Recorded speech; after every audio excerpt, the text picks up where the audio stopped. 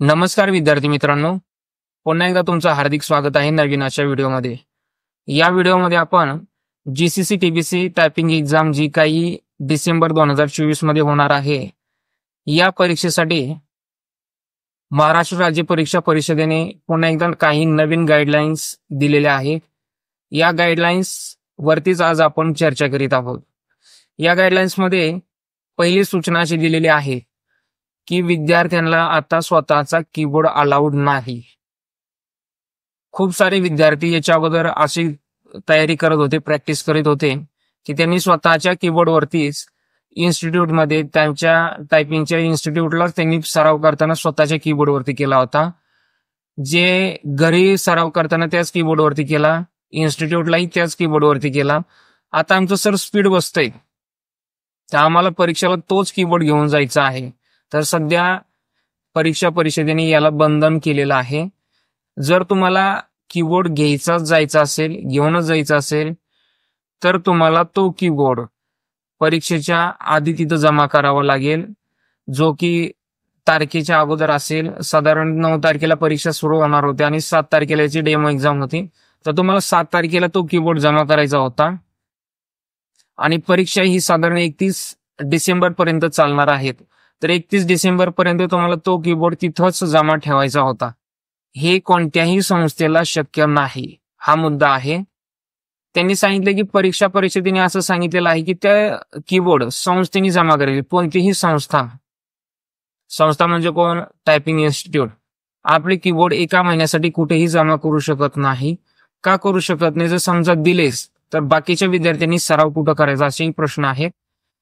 आणि परीक्षा परिषदेने याची हमी घेतलेली आहे की जे काही परीक्षामध्ये कीबोर्ड दिलेले आहेत किंवा दिलेले असतील ते उच्च क्वालिटीचे असतील, उत्तम क्वालिटीचे असतील, त्याच्यामध्ये कोणतीही तडजोड चालणार नाही. त्यांनी आता जे कीबोर्ड दिलेले आहेत परीक्षेसाठी उपलब्ध करून ते सगळे USB पोर्टचे आहेत.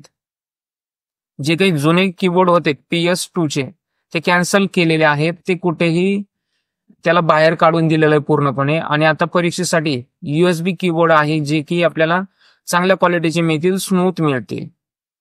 त्याच्यानंतर मुद्दा क्रमांक असा दिलेला आहे, त्यांनी सूचना दुसरी दिलेली आहे की परीक्षेमध्ये स्पीड पॅसेज जो आहे 7 मिनिटांचा होतो, बरोबर. 7 मिनिटांसाठी परीक्षेला येतो आणि तो पॅसेज काही विद्यार्थ्यांचा 5 मिनिटांमध्ये पूर्ण होतो, काहींचा 6 मध्ये होतो, काहींचा शेवटपर्यंतच पूर्ण होत नाही, बरोबर. तर आता विद्यार्थ्यांना तो पॅसेज अगोदर सबमिट करता येणार नाही.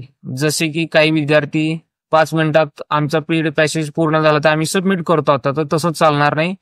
7 मिनिटांनंतर तो ऑटोमॅटिक सबमिट होणार आहे. तुम्ही त्याच्यामध्ये काहीही करू शकत नाही.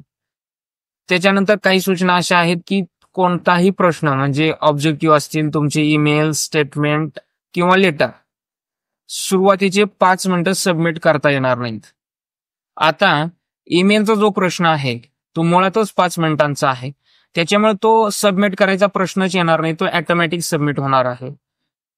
त्याच्यानंतर आपल्याला लेटर येईल किंवा स्टेटमेंट येईल, जे काही येईल ते सुरुवातीचे 5 मिनिटं आपल्याला सबमिट करता येणार नाही. त्याच्यानंतर मात्र आपण सबमिट करू शकतो. ऑब्जेक्टिव्ह साठी सुद्धा त्याच सूचना आहेत. अगोदर कोणीही विद्यार्थी तो सबमिट करू शकत नाही. पहिले 5 मिनिटं तुम्हाला सबमिट करता येणार नाहीत. त्याच्यानंतर काही सूचना अशा आहेत की तुमचे जे काही हॉल तिकीट असतील ते तुम्हाला परीक्षा संपल्यानंतर तिथंच जमा करायचे आहेत, जमा करून घेणार आहेत. मग समजा आमचं सर 30 आणि 40 2 विषयांची परीक्षा सोबतीच आहे, तर मग आम्ही काय करायचं? तर तुम्ही तिथे जे कोणी परीक्षेमध्ये तुमचे हॉल तिकीट जमा करून घेणारे आहेत त्यांना सांगून द्या, आमचा उद्या पण पेपर आहे, आम्ही हॉल तिकीट उद्या जमा करेल. आणि तिथं जे काही हजेरी पत्रक असेल तिथं तुम्ही प्रेझेंटीला त्या सही करून या. ज्या विद्यार्थ्यांचा एकच पेपर आहे प्रत्येक विद्यार्थ्याला हॉल तिकीट जमा करणं अनिवार्य आहे, कंपल्सरी आहे. एखाद्या विद्यार्थ्यांनी जर हॉल तिकीट जमा केलं नाही तर कदाचित त्याचा रिझल्ट हा रिझर्व्हवर ठेवला जाऊ शकतो, पाठीमागे ठेवू शकता, अडचणीत याल. त्यामुळे तुमचे हॉल तिकीट सगळ्यांना जमा करणं कंपल्सरी आहे. आता हॉल तिकीट जमा करण्याच्या अगोदर त्या हॉल तिकीटचा एखादा फोटो काढून ठेवा. उद्या तुमच्याकडे पण प्रूफ असला पाहिजे. हॉल तिकीटचा फोटो काढून ठेवा जेणेकरून तुम्ही फायद्यात राहाल. आज सध्या तरी परीक्षा परिषदेने दिलेले या अपडेट्स आहेत ज्या की खूप महत्वाच्या आहेत विद्यार्थ्यांसाठी. जर तुमच्या काही शंका असतील, अजून अडचणी असतील तर आम्हाला कमेंटच्या माध्यमातून नक्की कळवा. नवनवीन आम्ही तुम्हाला व्हिडिओ देण्याचा नक्कीच प्रयत्न करू. जर काही अर्जंट अपडेट असतील तर आम्ही अर्जंटमध्ये तुम्हाला त्या प्रोव्हाइड करू, व्हिडिओच्या माध्यमातून करू. काही वेळेला लाईव्ह येण्याची वेळ आली तर आम्ही लाईव्ह देखील येऊ, पोस्टच्या माध्यमातून सांगू. त्याच्यासाठी तुम्ही चॅनल सबस्क्राईब करणं खूप गरजेचं आहे, जेणेकरून आमच्या नवनवीन अपडेट्स तुमच्यापर्यंत पोहोचतील.